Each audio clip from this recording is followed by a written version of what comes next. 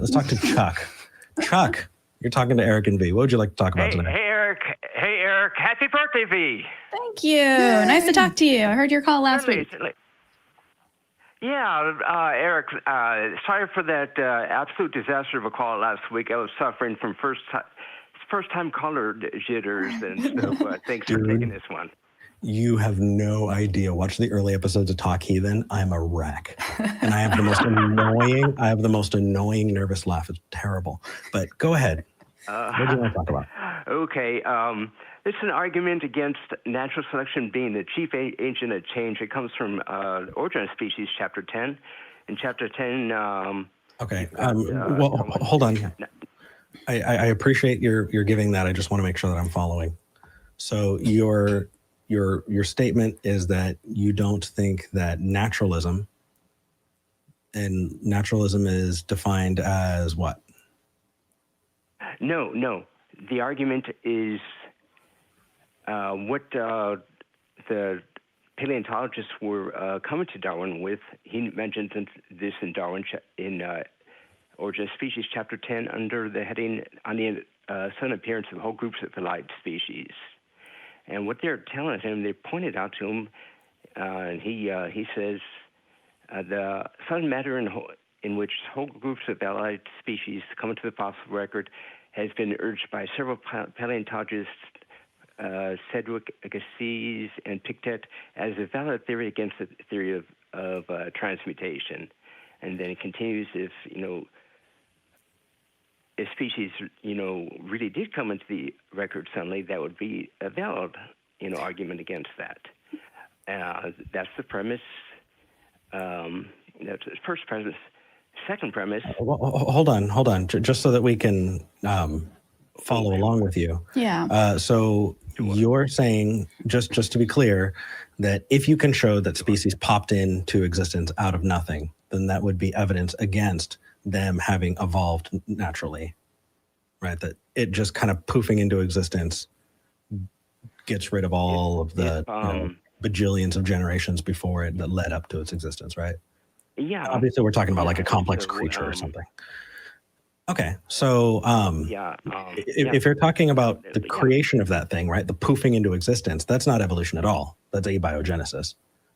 So I just want to put a pin in that. So if we talk about the beginnings of things, we can refer back to that and go, well, that's abiogenesis. That's not evolution specifically. Right. Also, transmutation is a disproven hypothesis as well. I believe it's a different version of what we've come to understand evolution is. I believe it's more of a one thing actually grows or becomes another thing in its lifetime, which is not accurate. Oh yeah. And also I think was it my call with you that you were talking about evolution being, that other Lamarckian evolution? Was that you? Yeah, that was my first abomination of it. I appreciate that you listened back. That means a lot. We do the same. Also, for everyone else out there, the fact that you brought actual sources and hey, this is where you find this claim. This is the thing. I love that. That's amazing. Everyone should do exactly what you did. Maybe not read it word for word, because that does take a little bit of time, but actually being able to say, hey, here is where it is. Here is the book. Here is the page. Here's what it says. That's amazing. So kudos. And actually, for people who just want to bone up on that, I think that they should probably know that V has a YouTube channel as well that goes over that kind of stuff. All about research. Yeah. Yeah. How to skeptic. So. But yeah, I do want to make sure that before we move on, Chuck, I do want to make sure that we're on the same page here, that while Darwin did create a very usable framework for how to view evolution, he wasn't the one who came up with it. And we have disproven some of the stuff in Origin of Species and expanded upon and refined a whole lot more stuff. So nobody who is learning about evolution is learning about it necessarily from Origin of the Species, except in a historical sense. It's exactly like somebody looking at psychology and only reading Freud. Right. It's a valuable piece, and it put us in a position to learn more. But we are not saying that Darwin is always correct and only Darwin's work is acceptable. So as you're reading through, I think it's good to read it. I think that it's very valuable, and I'm glad that you are. But saying, hey, Darwin is wrong here, we're willing to say, yeah, sure, I guess. Like, we learned more since then. So just for future reference and for the audience, if they're interested in that. Yeah. So let's dive into the rest of what you want. Yeah. Sure. What would be a good book? I know Jerry Coyne of University of Chicago has written Why Evolution is True. Would you suggest that would be a good source? I honestly don't know what the best sources would be for people who are just kind of getting into that. I do know that as far as YouTube goes, which is kind of more my speed right now, Aaron Ra, ARONRA, because people were confused about how to spell that before, and Viced Rhino, VICED, Rhino, are both really good basic level, like, hey, here's a claim that a lot of Christians make about evolution and creationism. Here's why it's wrong. Here's the background and all of the phylogeny and all of that. So I would say if you're interested in that, those are two channels to check out. In addition to this one. Yeah, as far as books are concerned, I think that I would suggest The Blind Watchmaker by Dawkins. The interesting thing about Dawkins... The interesting thing about Dawkins is as an author, he's fantastic. As a scholar, he's fantastic. He looked at a lot of these assertions about evolution, and instead of tweeting it, a terrible response, he decided, no, I'm going to write an entire freaking book. Here's the response. Now he has Twitter. That's a terrible thing. But check the book. The book is pretty darn useful, specifically when it comes to addressing a lot of the claims that have come from kind of Christian conservative groups against evolution. Doesn't he have a chapter punctuating punctuationalism? I think it's chapter 9. Dude, it has been like 8 years since I've read it myself. You could probably school me in it if you read it sooner. Hopefully that's a good resource. I think I read it. Yeah. Anyway, again, the central argument was that natural selection is not adequate adequate as to describe the abrupt manner in which species come around. And so since Darwin, you've had different theories come up. In 53 major features of evolution, you had G.G. Simpson of Harvard come up with quantum evolution, which is really interesting. We've got species. Well, hold on.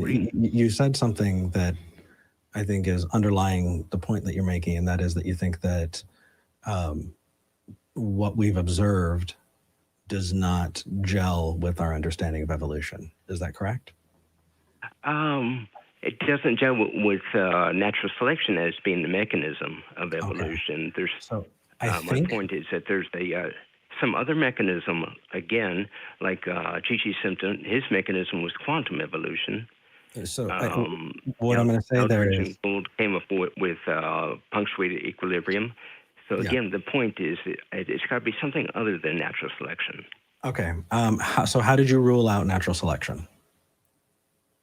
Because, again, I believe that the time to believe something is when there's evidence for it. With natural selection, you're supposed to, Darwin described it as, needing innumerable transitional forms. Freud thought that people were anal retentive. I mean, there are things that we can find wrong about these authors. What I'm specifically wondering about is our understanding currently of evolution is different from what Darwin wrote about. And from what I understand and from what I've read, I do have a lay understanding of evolution and the time that is required to get to where we are and in an evolutionary way. It looks like that has been there and it fleshes itself out. So I don't know why you think it's not sufficient. Well, how did you determine that that's not sufficient? Yeah, Andrew H. Knoll is very good on this. He's got a book, Life on a Young Planet, that paleontologist Dan Prothero uses in his book. Knoll doesn't believe that Earth is young. He just says that for most of Earth's history, we were at the single cell level. Okay. And then about 635 million years ago, then we got to the Ediacara fauna, and they were around till the beginning of the Cambrian. Yeah. So the Cambrian. You can just say, I don't think it was long enough. Well, take a look at peer criticisms. I do that with every source that I want to. Sure. Yeah. And again, these are a good book on this is Panda's Thumb by Gould. Look in the chapter, The Episodic Nature of Evolution, I think it's called, and he points out that okay. So you're wanting to talk about the failure of evolution. Even if we granted that, though, just really quickly. No. It's not the failure of evolution. It's the failure of natural selection. Natural selection. The mechanism as the driver of evolution. Okay. So what evidence do you have? Do you have another mechanism, or are you just saying that that naturalism doesn't explain? Do you have another? Yeah, I would. Okay. What is that? Yeah.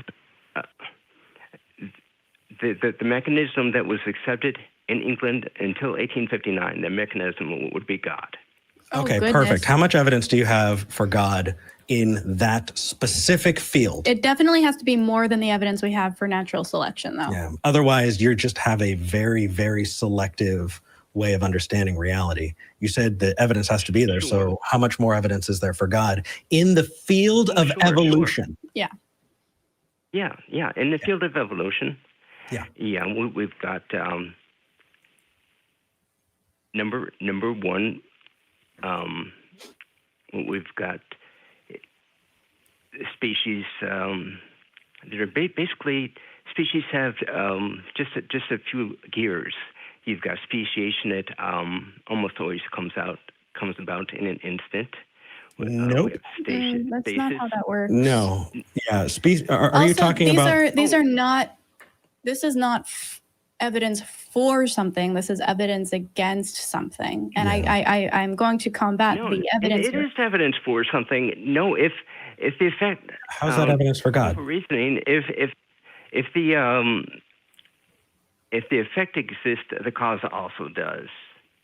Okay, hold on. If you were to plot that out on an actual graph, that is absolutely wrong. Let's be super clear. It's not true let's say you were right. And I know that Aaron's going to scream at the TV when he hears me say this, but if we were just to grant that you were right for a second, the speciation occurs immediately. And again, I don't think that's true, and we can talk about that, but let's just say that was true. Okay? Yeah. Okay. Yeah. If we were to just say that was true, now, my response, hold on a second, Druck. If my response was, I think that there is a spaceship that is hiding behind the moon, and that spaceship flashed out some kind of technology that we don't understand to make it happen. How would you determine that it was God or the spaceship? Because I think what you're saying is equally evidence for the spaceship as the God. Let's talk about let's talk about species coming about. Now, again, the argument was that natural selection is not sufficient for the production of species. If it were, hold on, we're talking specifically. We granted this to you, Druck. We're granting you this argument so we can move to the next step. The next step is you giving us evidence of the supernatural claim. And so, I'll give you evidence of the supernatural. Okay, you can find this in Michael Shermer's book, Why Darwin Matters. Go to page 54. He calls it the best evidence for God, and that's the fine-tuning of the universe. Okay, so you think that the fine-tuning argument is supernatural evidence for the way you're understanding evolution. And that supernatural evidence, the fine-tuning argument, is way more evidence than the evidence we have for evolution. Is that correct, Chuck? Do you think that the fine-tuning argument... No, stop changing things. No, let's take all the arguments together. Well, a pile of crap is just as bad as a single turd. I mean, dude, this is not a turd. This is not a turd. Michael Shermer calls it the best evidence for God. Okay, then when we have Michael Shermer on, you can talk to him about it. But you're talking to us. We disagree with Michael Shermer. You can check out page 54 of if that's what why Darwin mattered. Well, we disagree that would be compelling evidence for God. Yeah, the fine-tuning argument. So here's the thing, Chuck. I understand where you're coming from. I think that we still have more, even if there are holes, we still have more evidence for natural selection being the process of speciation, as opposed to God as the mechanism. Yeah, the fine-tuning especially argument. If we're moving with look at the trees. Yeah, I disagree with you about the natural selection thing. Because paleontologists have understood natural selection to be not possible for not as an adequate driver of evolution. That's go to a university and tell that to people who spend their lives studying this stuff and see how far that flies. Also, don't just look at paleontology. People are doing this with like fruit flies and bacteria constantly. Right now. Paleontology that's one. Doesn't paleontology tell you how evolution happened? No, it's one component. So here's the thing: when we are looking far back to the point where everything is gone except for fossilized bones, then yes, that's the only thing we have physically to indicate. But we also are employing these methods currently in the present with things we can look at actively. And that's not paleontology, that's biology.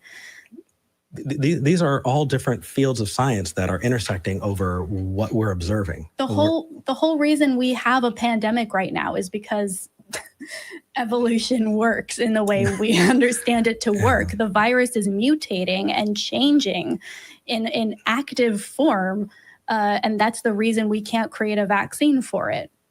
And again, it's not a single living thing, but generations happen very, very rapidly. Right. And those ones that are able to survive whatever hostile environment are the ones that passed on those traits. Right. So what we're saying is, don't just look at paleontology. That's certainly a component and it's a valuable one. But you can say, okay, paleontologists can't find fossils in this time span, but you have to look at what's happening now currently in labs all over the world with very, very highly educated scientists actively using our understanding of natural selection to create new species. Though, to be fair, on the tiny level. On a tiny, like microscopic level. Like but it's proof of concept. I mean, right, exactly. It's definitely the same mechanism. It's definitely a whole lot better than look at the trees. When they get a microscopic mechanism to turn into a mockingbird, and then I'll believe it. Try again, buddy. if that's the case, then how about this? When you can supernaturally teleport here, I will believe your claim about God. Is that fair? I'm not a supernatural agent. And what I put on you is a irrelevant expectation that has nothing to do with the point. Right? That's you gave me what? When you make a thing turn into a minnow, do you understand what the definition of evolution is? Do you think that when I can pull a petri dish and then all of a sudden turn something into a minnow, do you think that that's how evolution works? Do you think that minnows pop out of fucking petri dishes every once in a while? No, I don't. What I would expect is to have an extremely long record of minnow changing, but we don't have an extremely long record of The problem there is we need to be aware and scientific enough and literate enough to be able to keep those records. And these things have happened so slowly over such long periods of time that that's not possible right now. Yes, I agree. I agree that they're according to natural selection. Okay. They should have, they would happen slowly. So with all of our fossils, we should have evidence of that. We do. Look up Aaron Ra and Vice Rhino the way he told you. I think it's a great resource. Look up Stephen Jay Gould. Yeah, Chuck. Also, please, especially if you're watching this back, write this down because this is really important. Saying there's a problem with evolution is not. I'm not saying there's a problem with evolution. I'm not saying there's a problem with evolution. Okay, I've never said there was. There's a problem with naturalism being the agent of change. No. There's a problem with natural selection being the agent of change. It's got to be some other agent. Okay, I just said that. So having a problem with naturalism being the agent of change. Natural selection. Or naturalism. Yes. I think he said no. I said natural selection. Okay. If you can come up with another agent. Oh, Chuck, hold on. Then having a problem with that. I have a statement that I'm trying to get to. I feel like I'm stuttering. When you point that out, it has absolutely nothing to do and does not back up your claim. You need to have evidence of your claim. And pointing at the other guy saying it's not good enough is not evidence of your claim. Please call in with evidence of your claim. Because if all you do is point at other people and say if you're just no, let's go back to the beginning of the call. My claim was that there's not sufficient evidence for natural selection being the agent of change in evolution. Right, and we moved past that and said, what is your explanation? What is your claim? And what was your claim? That God did it. The same claim that was made in England prior to 1859. If I want to go to England and talk to people in England, I will. Chuck, I'm talking to you. Also, please. England in the 1800s is not a good metric for really anything. Yeah. So, Chuck, what is your claim? God did it, right? Yeah, that would be the natural. Show me what that evidence looks like next week, and walk me through how we can study that evidence, and we can actually talk about that. V, do you think we can take a good look this week at evidence and how to study evidence and what is considered good evidence? I'd say that's in my wheelhouse. I think that sounds perfect. Okay. All right. Chuck, all right. Thanks for calling in, Chuck.